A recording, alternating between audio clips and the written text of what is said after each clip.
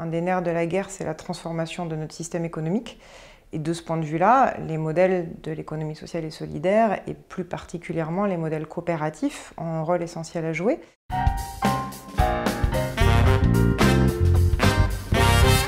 Donc, je m'appelle Fanny Licaré-Comte, j'ai eu un parcours engagé pour les valeurs de justice sociale et justice écologique, à la fois au plan professionnel. J'ai travaillé pour plusieurs organisations de l'économie sociale et solidaire, dans le secteur associatif, mutualiste et aujourd'hui coopératif,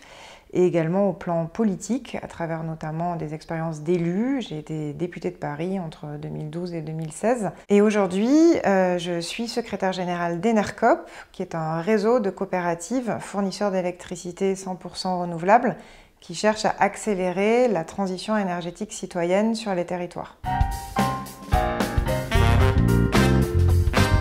La justice écologique, c'est lié au fait qu'aujourd'hui, les principales victimes du réchauffement climatique sont les personnes les plus défavorisées, les plus précaires. Et donc, si on veut aujourd'hui œuvrer à une réduction des inégalités, eh bien, il est essentiel de travailler sur ces questions de justice écologique, de lutter contre le réchauffement climatique, de préserver notre planète pour préserver notre avenir collectif. Et donc, il y a ce lien qui est important de toujours faire entre questions sociales et questions écologiques, et c'est ça que dit cette notion de justice écologique.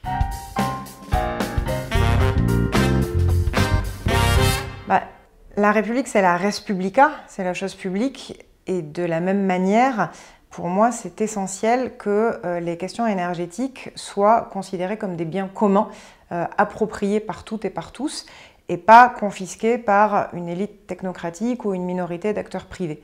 Aujourd'hui, les débats qui concernent les questions énergétiques, le type d'énergie qu'on veut, la transition énergétique, comment on la fait, comment on se l'approprie, nos consommations d'énergie, les usages de l'énergie, toutes ces questions-là ne sont pas délibérées collectivement.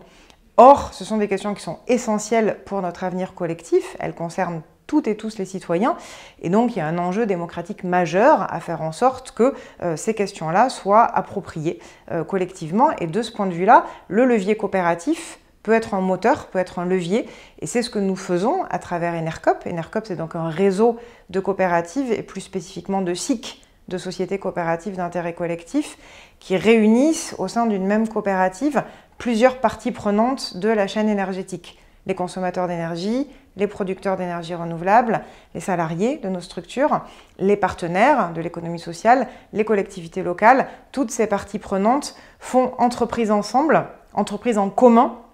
au service de la gestion collective de l'énergie et de la transition énergétique. Et donc c'est comme ça que nous contribuons à cette idée très républicaine de cette réappropriation citoyenne des questions énergétiques.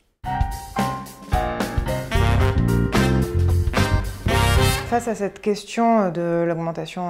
des inégalités et de la nécessaire justice sociale, je crois qu'un des nerfs de la guerre, c'est la transformation de notre système économique. Et de ce point de vue-là, les modèles de l'économie sociale et solidaire, et plus particulièrement les modèles coopératifs, ont un rôle essentiel à jouer. Il y a une dizaine de jours, à l'occasion du festival Ondes de COP, on a réuni une cinquantaine de coopératives qui œuvrent pour une transition écologique et sociale et pour une transformation de notre société, et qui le font en développant des modèles d'entreprendre qui essaient d'être exemplaires, très exigeants en tout cas, du point de vue des questions de partage des pouvoirs et de partage des richesses. Partage des pouvoirs, c'est le développement de modèles d'organisation démocratique en interne, de la démocratie d'entreprise. Et partage des richesses, ce sont les questions de répartition de la valeur, de lucrativité limitée, d'écart de salaire, toutes ces questions qui permettent d'œuvrer à une transformation de l'intérieur du système économique. Et donc je crois que c'est en développant ce type de modèle, en ne lâchant rien sur cette exigence de radicalité sur cette question de la transformation de notre modèle économique, qu'on peut contribuer à œuvrer pour cette République plus sociale, plus inclusive, et que l'ESS et la République de l'ESS a donc toute sa place à jouer dans ce combat-là.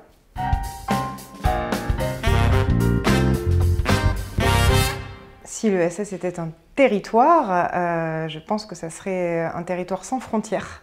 parce que je crois que ces valeurs de la liberté, de l'égalité, de la fraternité, de la justice sociale, on doit les porter au niveau international. Et on pourrait aussi dire que le territoire de l'ESS, c'est peut-être aussi le territoire de l'utopie l'utopie, ça existe partout, mais l'utopie réelle, puisque aujourd'hui, déjà au quotidien sur le terrain, on voit que les modèles de l'économie sociale et solidaire font vivre déjà dans le concret ces valeurs de liberté, d'égalité et de fraternité que nous essayons de promouvoir et de développer.